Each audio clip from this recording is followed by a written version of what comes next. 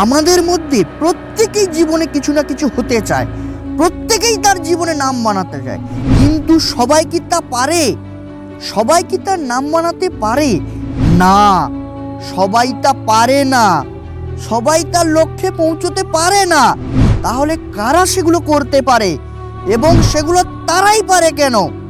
কারণ তারা নিজের লক্ষ্যে পৌঁছানোর জন্য কঠোর পরিশ্রম করে।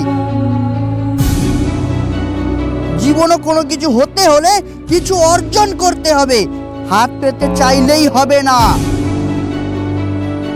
আমাদের মধ্যে বেশিরভাগ লোকই ভাবে যে এবার কিছু করে দেখাবো, এবার কিছু হয়ে দেখাবো, কিন্তু যখন কোনো কিছু করার সময় আসে, সুযোগ আসে, তখন সবাই চুপ হয়ে যায়, হাত পা ভাঁজ করে বসে থাকে। আরে এত সহজে সাকসেস অ্যাচিভ করা যায় না, তার একটি সঠিক মূল্য ও সময় আছে। আর এই জীবনে চাপ কখনো কম হয় না রে ভাই। যত বড় স্বপ্ন তত বেশি পরিশ্রম, তত বড় স্যাক্রিফাইস করতে হবে তোমাকে। যে স্যাক্রিফাইস করবে সেই জীবনে জিতবে। ওই স্যাক্রিফাইসের ওই ব্যথাগুলো যে সহ্য করছে সেই আসল খেলা খেলছে। যতক্ষণ তুমি বসে বসে শুধু ভাবতে থাকবে ততক্ষণ কোনো কিছুই পাবে না। যখনই কোনো কিছু করা শুরু করবে তখনই পাওয়া শুরু হয়ে যাবে। বসে বসে শুধু চাইতে থাকবে প্লিজ হেল্প মি, তো ভগবানও আসবে না তোমাকে কিছু দিতে। আগে সব কিছুই কঠিন, আস্তে আস্তে সব সহজ। যদি সহজ হতো ফেলিয়ার টু উইন, তাহলে সবাই হয়ে যেত শাহরুখ খান, সচিন তেন্ডুলকর। আরে এই পরিশ্রমের আগুনে জ্বলতে হবে, পরিশ্রম দিয়ে নিজেকে ঘষতে হবে।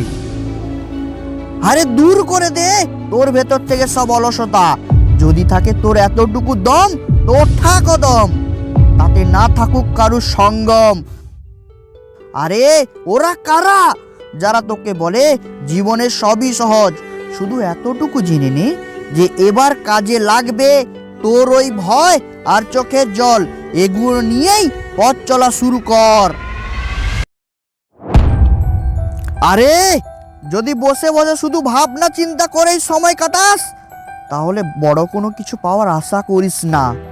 যদি শুধু ভাগ্যকেই দোষ দিতে থাকিস যে আমার তো ভাগ্যই খারাপ, আরে তোর মাথা খারাপ।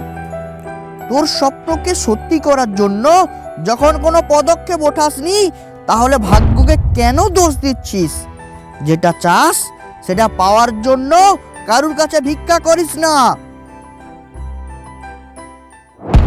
কাজ কর আর অর্জন করে নে ওই জিনিসটাকে।